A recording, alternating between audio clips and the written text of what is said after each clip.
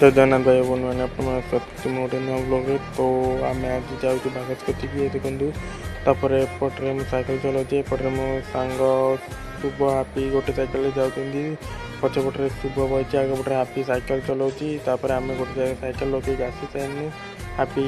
ये संगे आगे चली देखो हापी आम सदा बेले आगे चलुची कुआड़ा पशु जीवार ना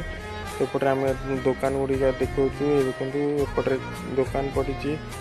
देखो कैसे छोट छोट दुकान पड़ी देखो सांग मैंने आप मो ठाकुर किसी छोट छोट क्लिप देखा देखो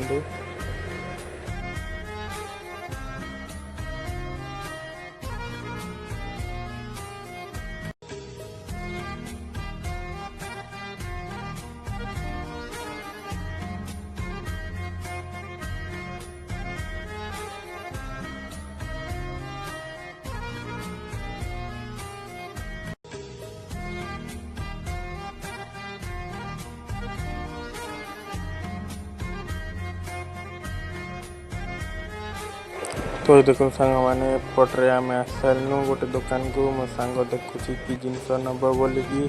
किसी पसंद आसलानी तो ये आम आस सारू आइसक्रीम खायापाई तो देखो सांगे गोटे आम मामू हे तो